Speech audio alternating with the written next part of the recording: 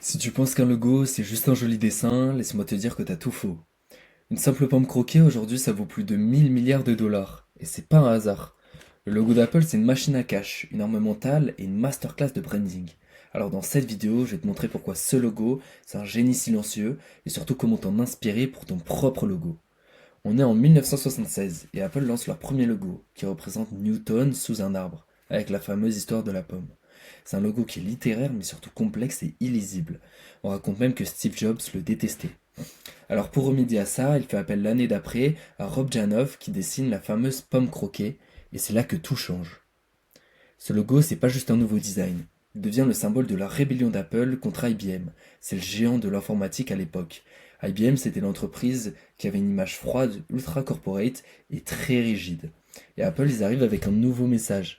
Le message qui est tout autre, c'est qu'ils prônent la liberté, la créativité et la différence.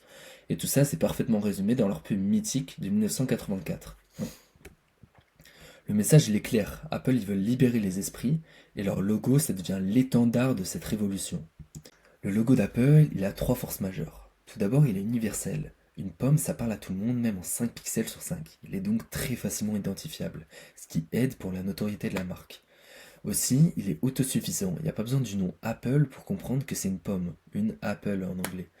Et enfin, il est intrigant. Ce logo, avec le croc notamment, il questionne et il attire. Il y en a qui pensent que c'est une référence à Adam et Ève, d'autres qui pensent que c'est une référence à Newton, notamment avec le lien avec le premier logo. Et enfin, il y en a qui pensent même que ce serait une référence à Alan Turing, un informaticien de génie du XXe siècle, qui a aidé donc à décoder une machine qu'utilisaient les Allemands pour communiquer entre eux, et qui s'est suicidé après avoir été persécuté en mangeant une pomme empoisonnée. On sait donc pas si c'est véritablement un clin d'œil ou un hasard graphique, mais une chose est sûre, c'est que ce détail il fait parler. Et toi, t'en penses quoi? N'hésite pas à mettre ta théorie en commentaire, je les lis tous. Maintenant, on va voir la chose la plus importante par rapport au logo d'Apple. Apple, ils vendent pas des produits, ils vendent vraiment un symbole. Un iPhone, c'est plus qu'un téléphone. Quand on l'achète, on cherche de l'ergonomie, de la facilité, mais aussi du design, de la pureté ou encore du prestige. Les pubs d'Apple, elles contiennent pas ou très peu de texte et pas de musique forte. C'est juste un produit, un plan propre et le logo. Ce logo, c'est leur signature et il suffit par lui-même à vendre. À votre avis, pourquoi vous achetez un câble Apple 6 fois plus cher? C'est pas pour la matière, je vous le dis, les deux ils sont faits en Chine. Mais c'est pour la confiance. Le logo, ça agit comme un tampon mental de qualité. Et c'est le même principe avec l'eau. L'essentiel, c'est pas ce que tu vends, mais c'est la manière dont tu le vends et dont le client va percevoir la qualité. Pour résumer donc, on a vu que le logo d'Apple, c'était pas juste une pomme, c'est une signature visuelle puissante, simple, mais pleine de symbolique.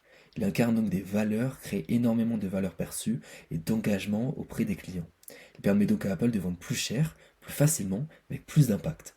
Et tout ça, c'est pas de la magie, c'est du branding intelligent. C'est exactement ce qu'on fait chez Pearl. On crée des logos qui imposent, qui racontent et qui convertissent les prospects en clients. Alors si tu as un projet et tu veux que ton image parle à ta place, le lien il est en description. N'hésite pas à commenter le logo si tu veux que j'analyse ton logo. Si ce format t'a plu, like, partage, mets la cloche et abonne-toi. La suite arrive très vite. On va analyser d'autres logos iconiques ou encore voir par exemple les erreurs fatales lors de la création d'un logo. C'était Vadim, à bientôt sur Pearl.